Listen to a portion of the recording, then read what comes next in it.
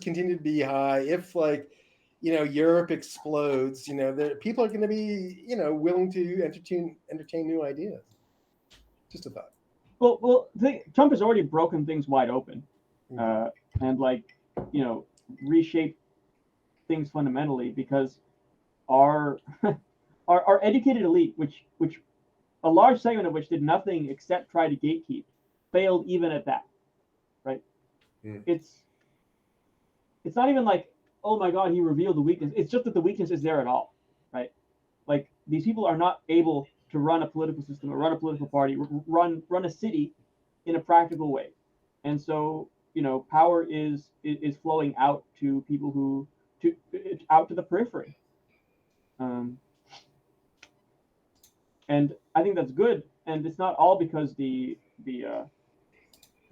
American elite is not very practical. It's because they, like, even if they were practical, I wouldn't like them. I don't like the Soviets, right? Even if they're good at building things. I don't like the Nazis, even if they're good at building things. These people are not good, right? This ideology is not good. It's fundamentally, not the Fed post. It is fundamentally anti-white, right? Whatever else it is. Yeah. Are there conservative policies for dealing with homelessness? For example, perhaps treating it as a law enforcement issue. I was away in Australia for 2 months. When I came back, I saw a lot fewer homeless on the streets in LA. So in LA, there's a widespread disgust with the homeless and with rising rates of crime coming from the center and the left as well. I mean, people on the left don't want rising crime rates and huge numbers of homeless. So what's the right-wing approach to homelessness? Drugs. I mean, I think you have to basically the exact opposite of what criminal justice is. The problem with criminal justice reform is like you see all these people in the prisons for these drug crimes, and they go, "Oh, it was just a couple of pounds of marijuana." I mean, but the point is, like, these drug dealers should be executed. They shouldn't be in prisons. And this is, how do people's lives fall apart? They fall apart because of drugs and alcohol. I mean, I guess there's something that it's just. So you want to take like the was it Indonesia? I mean, many countries. There's many examples. Yeah. So very hard. They really are. Drugs. Yeah. Well, it's just like. So I'll tell you a story. So I knew a guy who went to, I think it was Indonesia, one of the Muslim countries. Yeah. Gets into his hotel room, flops on the bed, pulls out a joint from his luggage, lights it up, smokes it, and like 2 minutes later, cops bang down the door and throw him in jail.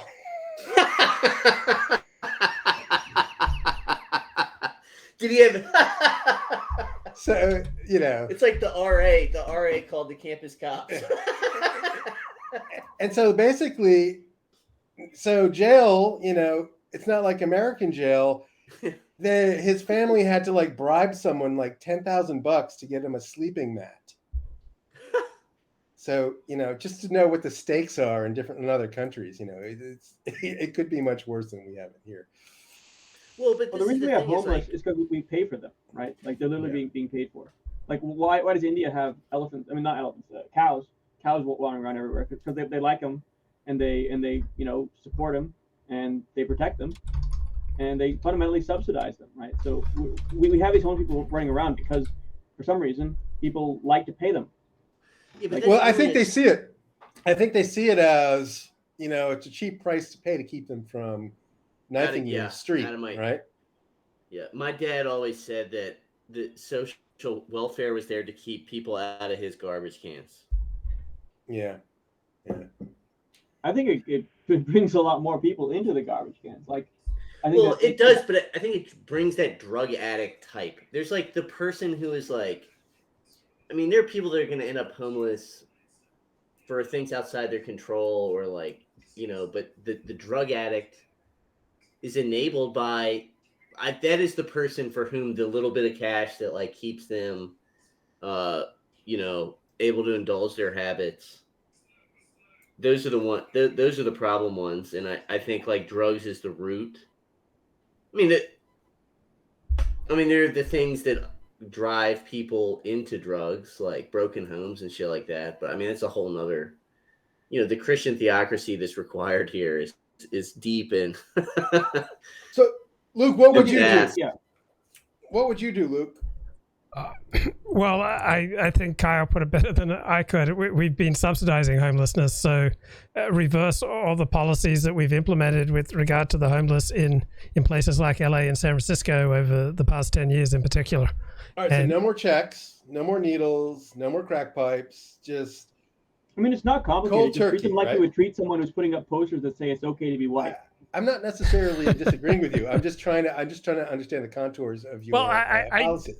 I don't know much about it. I don't know what are the conservative policies, but I want to look at cities that have had some success at dealing with it. I'm open to left-wing to right-wing policies, but what we're doing now is not working. People have to not want it there, right? Yeah. People don't want people putting up posters that say it's okay to be white. So like if you do that and you get seen doing it, it's going to stop because the community doesn't want it.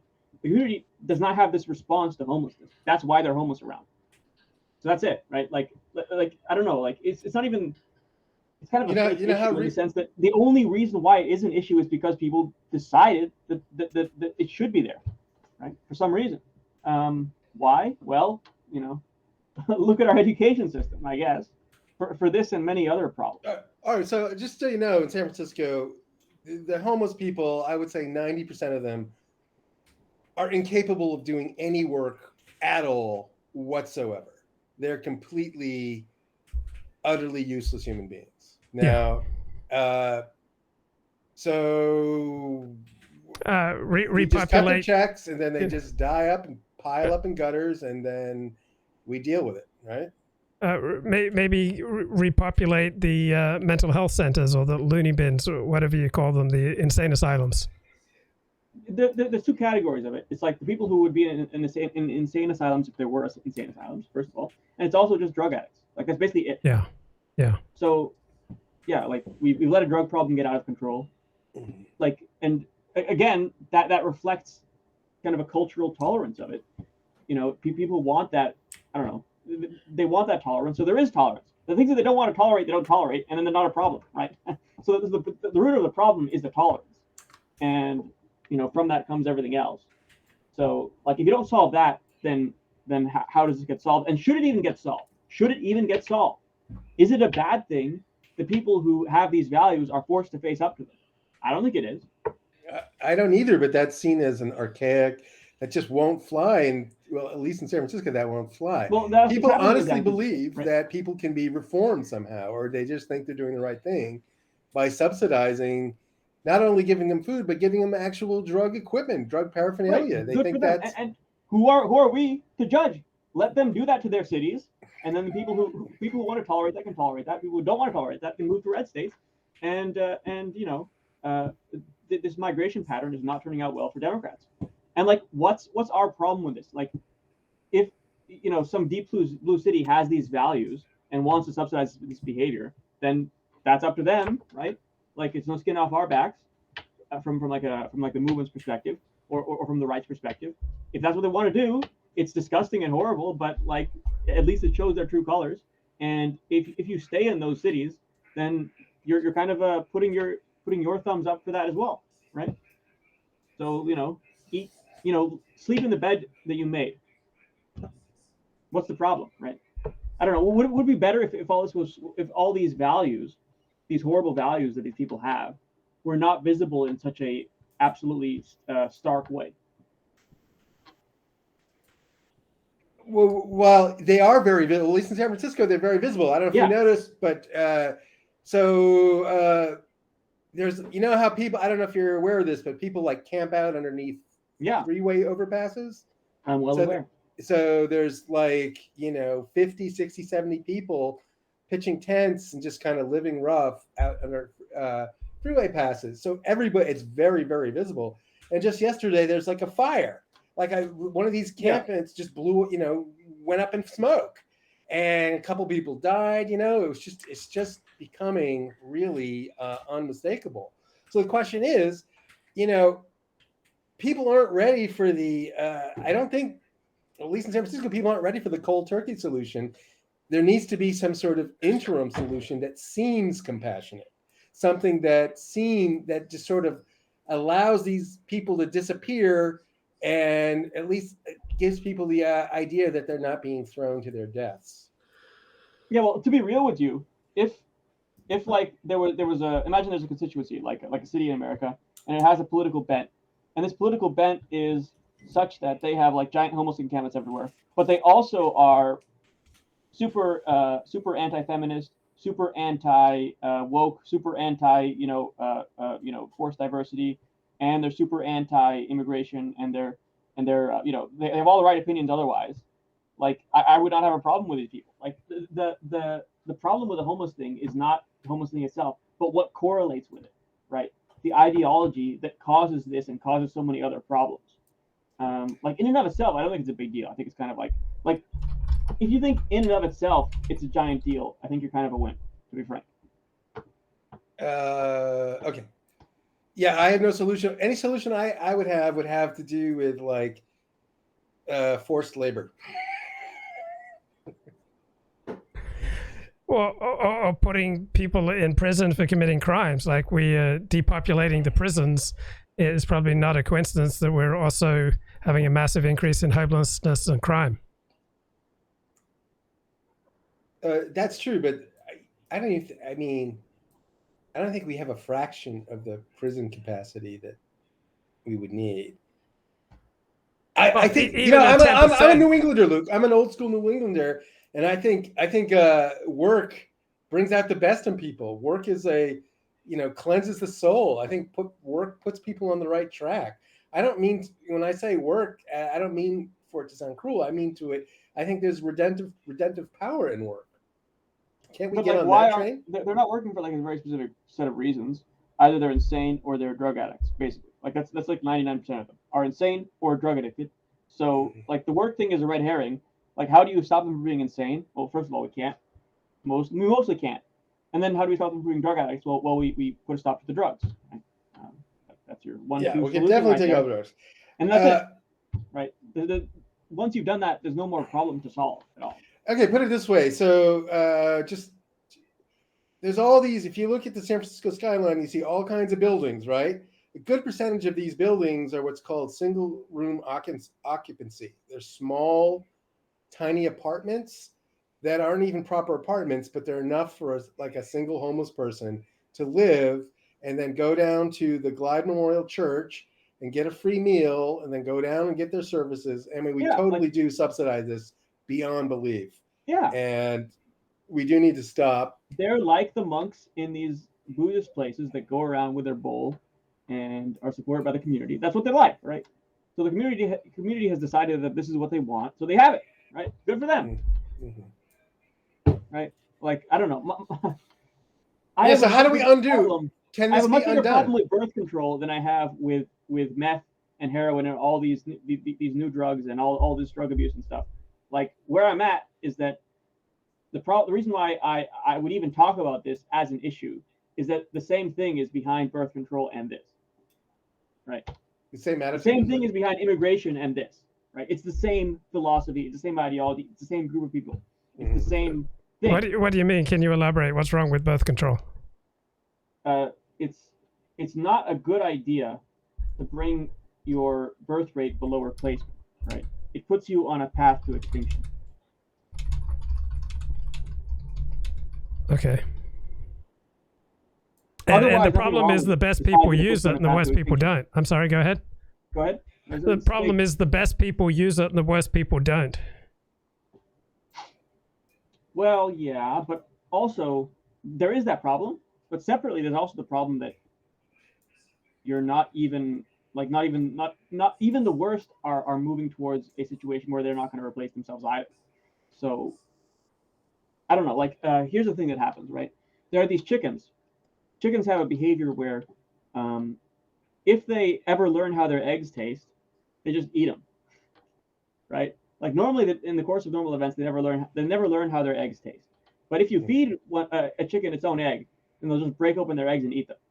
right? And it's like, well, why would evolution be so fucking stupid as to create a creature like this? Well, the reason is that evolution just is based on what worked before, right? If it just didn't happen, then even if it's crazily, insanely stupid from the perspective of some enlightened designer, it'll still happen, right? It's like, why would evolution create a group of people who do everything they can to avoid reproducing themselves, right? Like they go to extreme lengths to make sure that sex does not result in children. Well, evolution didn't consider that possibility because that just wasn't in the past environment.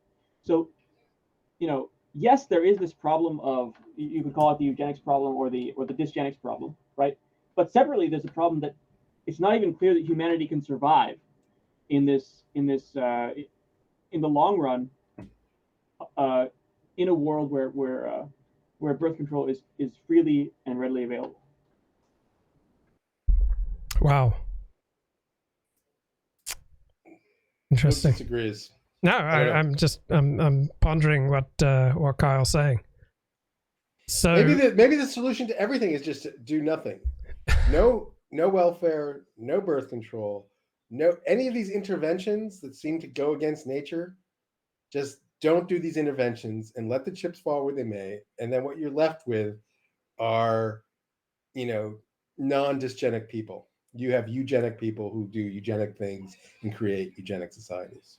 Well, like, the reason we're here is, like, the reason we have all our virtues is because of these past environments, which were, as you described, they were absent these problems. Right?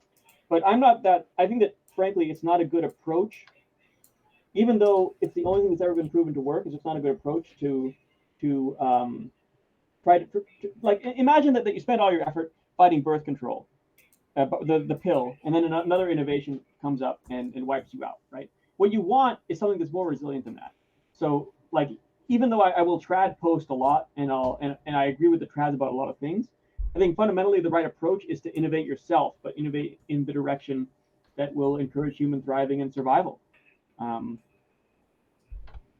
there's a lot of things that you can do in that direction, but like, the fundamental barrier here is that there's an aesthetic in the West which basically despises instinctively everything that would practically work, right? So, like, for example, here's something that would work. There's a huge number of women in the third world. They would do anything for money. You could just pay them to bear children for the West. There is nothing that revolts a liberal more than this suggestion on so many levels, right? You're exploiting POCs. It's Handmaid's Tale. It's all this stuff. Like, they have all these antigens to this thing, but the thing is that they have antigens specifically to anything that might work. Right. They hate nuclear power for the same reason. Right. They hate gas for the same reason. Anything that might work is disliked by them because they have an aesthetic, kind of an elite aristocratic aesthetic, that people who concern themselves with what works are dirty and bad and evil, and not the in-group. And the people who are good and useful in, like, the social games, the social climber games, they are specifically those people who don't concern themselves with that, right? So the way you signal that you're a good, useful person is to signal as hard as possible that you're not interested in the practical, and that the practical, in fact, revolts you. But yeah, like, there is a vast supply of third world labor that could do this, and that we could pay for almost nothing to raise our fertility rates exponentially, basically arbitrarily. Are we going to do it? No. Are we going to do anything like that? No. And the reason for it is that we have a well, they'll explicitly say that they like the idea of human extinction, or they like the idea of reducing the human population to 500 million or something like that, right? Mm-hmm.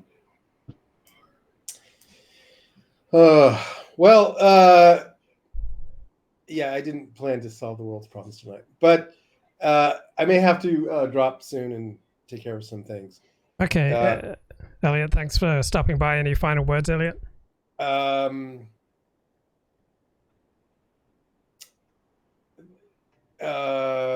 We're stronger together, Luke. Thank you. All right, see you, Luke. See you, thanks, Kyle. bro. Bye. Thanks. Bye. Bye. Kyle, how would you describe the development of your thought in the 18 months since I've spoken to you last? Yeah, let me think about that.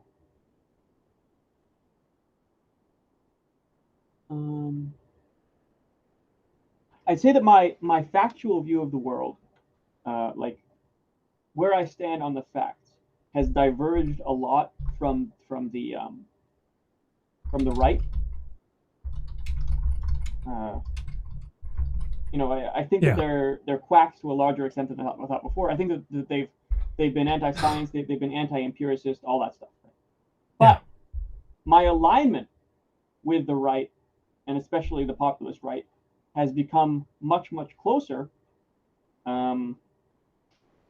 For two possible reasons. One is that I don't have like the more ugly elements of dissident right thought shoved up in front of me over and over again, so I don't have that kind of emotional reaction. Another reason is that there hasn't been a Charlottesville, right, and that's very good. And like I will say that I'm still a principled anti-Nazi, and I'm anti-murder, and the solution to what ails us cannot be becoming uglier than even our current society, right? I don't like the alt-right. I don't like the like the problem is the culture of murder and idiocy, and the solution to that is not a culture of murder and idiocy. But if it's not that, then I am on board with essentially any populist right intervention. And what do you think about the widespread veneration of Putin among dissident right? I think it's like wrong-headed. Like again, like the normie take that I have again and again in this conversation. I didn't get to say it necessarily. War is bad. War is bad. It's really bad. It always has been bad, and they didn't get any better because we have thousands of nuclear weapons pointed at each other. It's dangerous. It has a snowball effect where it can suck up an arbitrary percent of humanity's or of a country's resources and attention, and it involves the brutal slaughter of many people as a matter of course. So it's bad.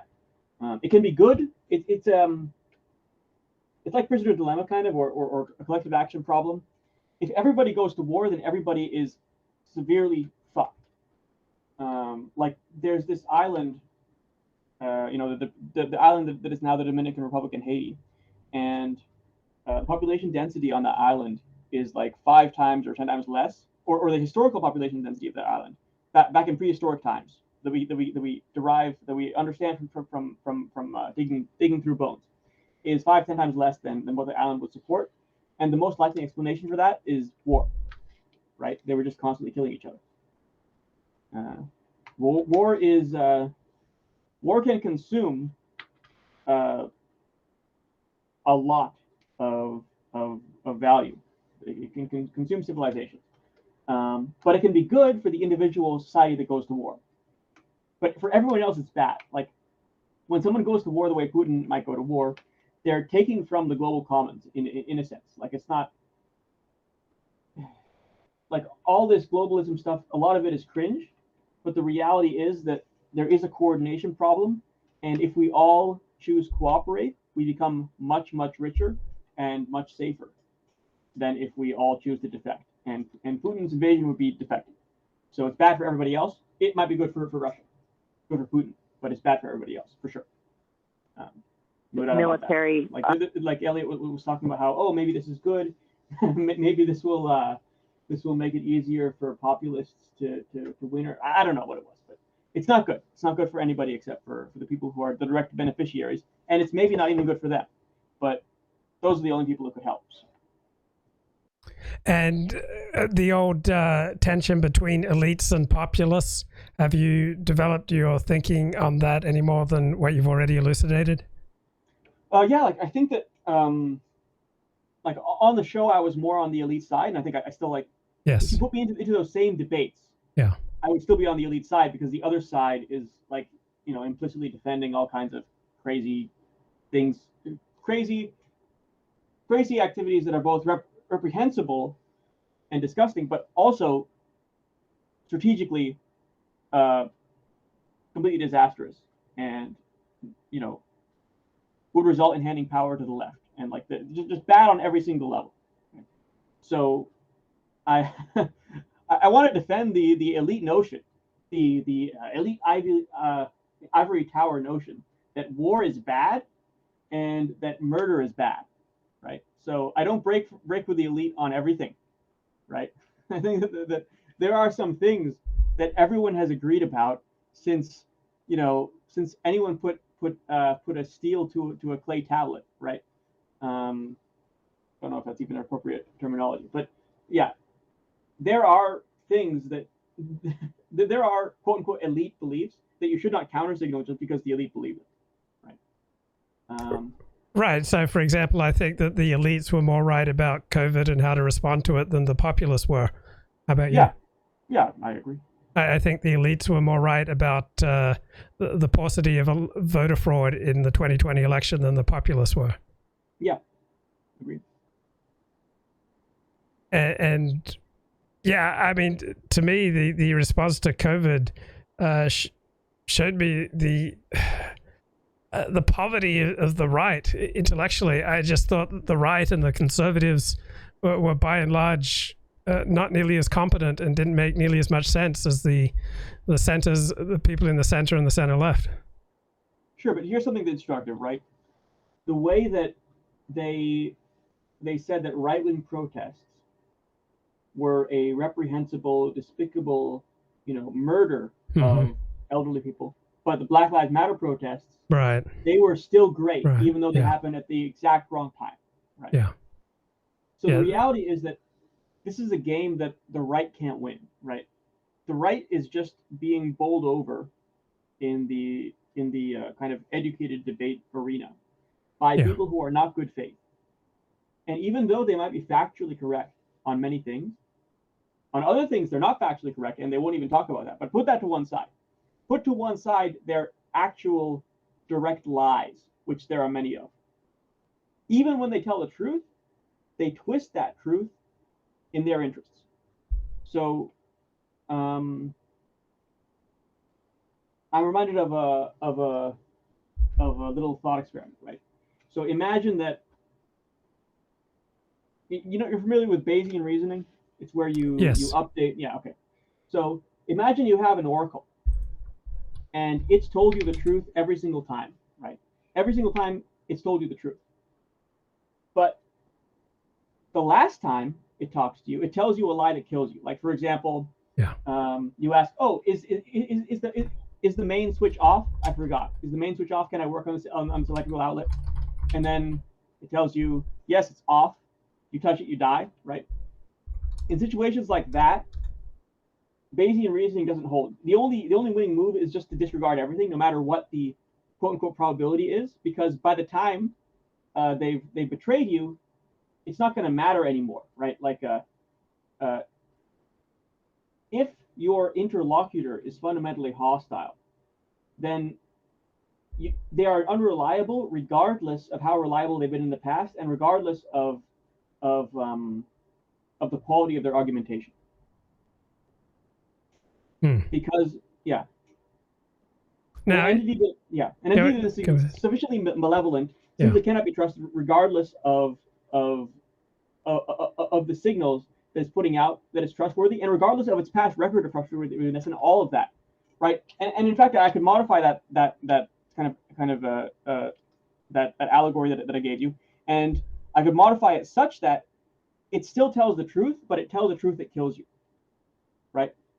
A sufficiently malicious actor, it doesn't matter if it tells the truth. It doesn't matter if it's the more reliable oracle. All that stuff doesn't matter, because all of that can be subverted by sufficient malevolence.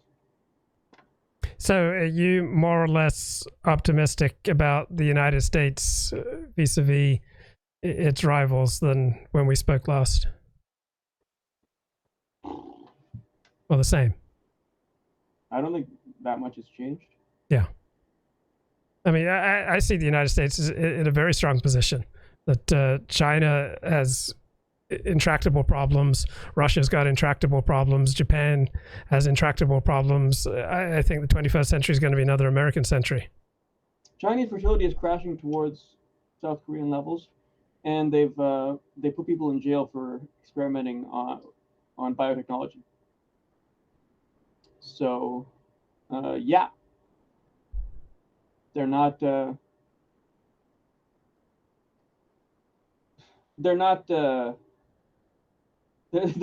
taking our best, right? We're not sending our best. Right. They're aping the West, and they're copying the Western educated opinion, but the Western educated opinion it's not that good. Like the whole population bomb thing, they took that hook, line, and sinker, and look what it did to them, right? You got the one-child policy, you got tremendous acceleration of the fertility cliff, and a gender mismatch as well. So they don't even have as many women as they should for their population. Go ahead. Go ahead. The biologically based people on the right, such as Steve Salen and Greg Cochran, had a pretty good COVID. Yeah, I agree. Yeah. And the right in the beginning was like, oh my God, it's so horrible that the left is going to let this COVID into our country, and they were like super COVID hawks. Then they turned around. It's the polarization thing. Like there's this the saying on Less Wrong, which is politics is the mind killer. Politics turns people stupid, right? I think it's kind of overwrought, but it's true. People generally, even intelligent people, they turn partisan and they just can't. Their brain shuts off. Whatever. But like it sort of harkens back to what we were talking about a few minutes ago. In some situations, the right move is to turn your brain off. Yeah, or even to believe something that's false.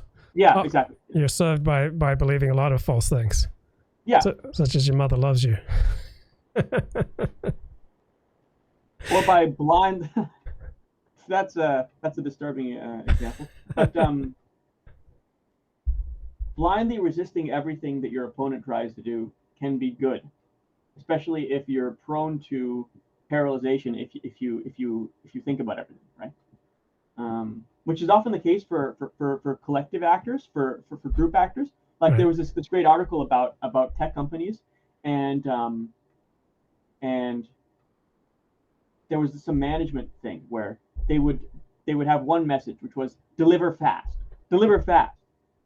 and then the guy talked to the management and he said, well, actually the big issue that you're facing is reliability.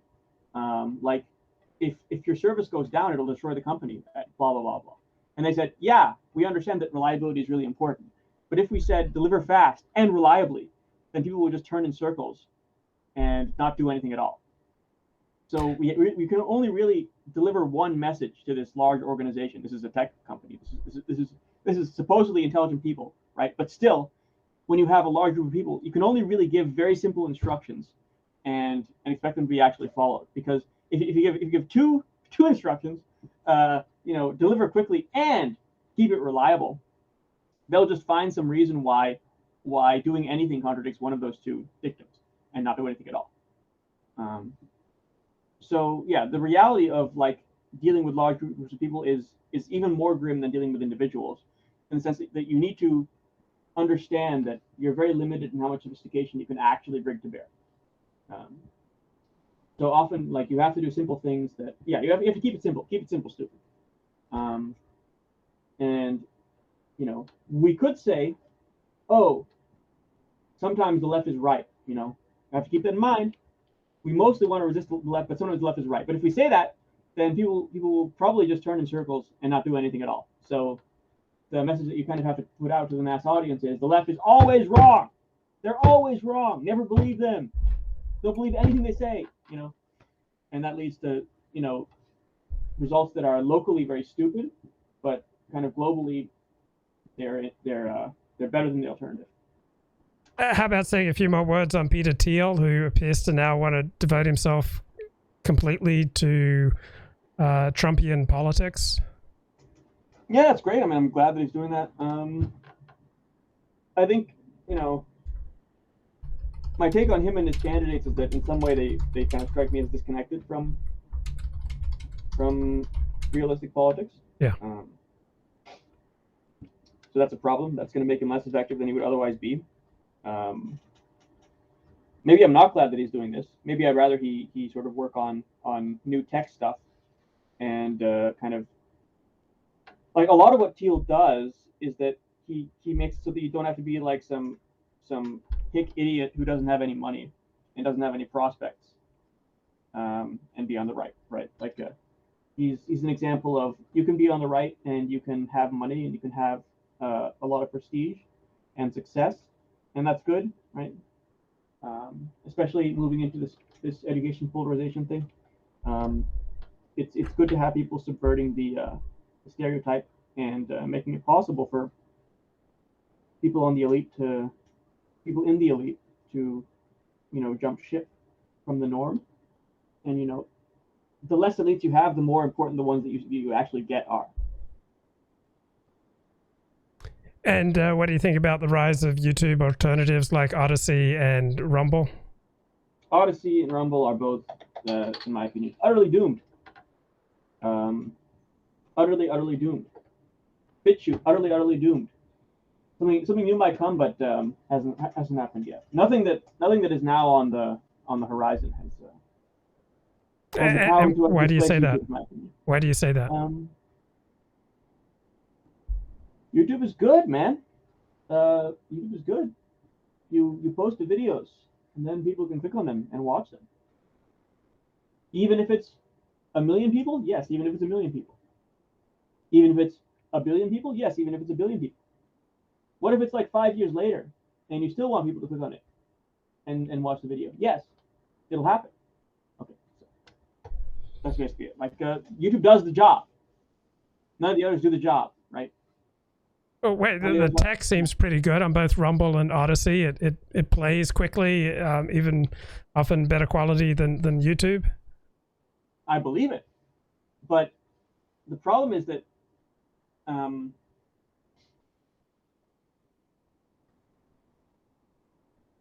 nowadays there's like bandwidth as a service, right? Like what would you say? Like you can just throw AWS bucks at something and have super high quality and all that, right? Mm-hmm. That's not a problem. Where it becomes a problem is that it's super expensive and unsustainable. And if like 2 million people or yeah, once you have to do it at scale for a long time, you get eaten, right? Anyone could set up a video hosting website, but like the problem is that you need to make it a business proposition. But do you think Republicans have realized that they need alternative tech, and they are funding Rumble pretty well? It seems. You just don't think it's viable long term. Do they need alternative tech? Sure. Why would you not think that Republicans would benefit from technology like Rumble that caters to their views? Well, which views exactly? Like, okay, so the dissident right thing. Obviously, the dissident right thing is not going to be allowed to flourish on these new platforms either, right? Right.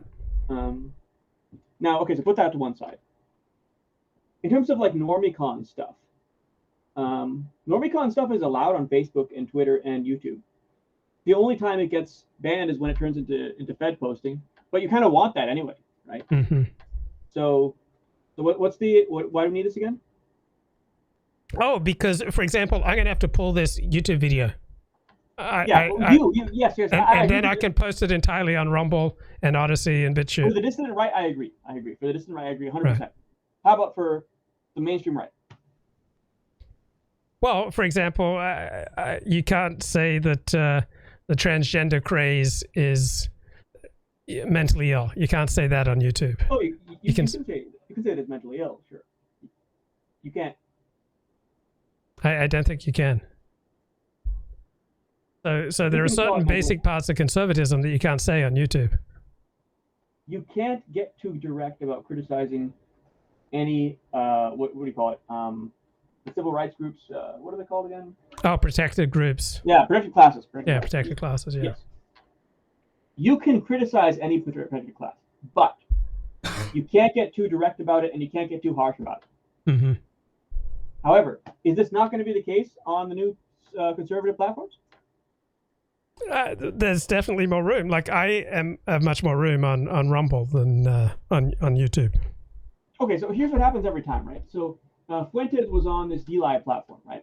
Mm-hmm. And it embraced Fuentes and all this kind of that kind of thing. But like, you have to understand that in the beginning, the strategy here is that you're pouring tons of money into this thing and it has to catch fire or you die.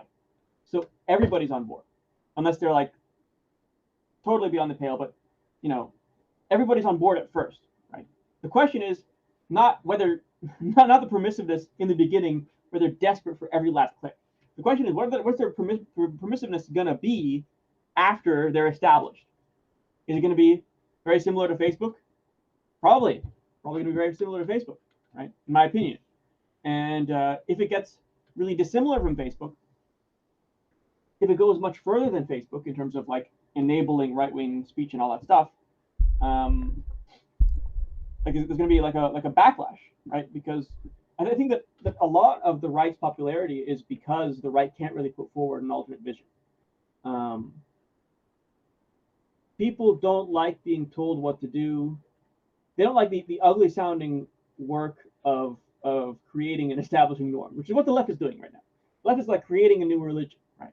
Creating a whole new cultural framework, and people hate it. They hate everything. They hated the moon landings.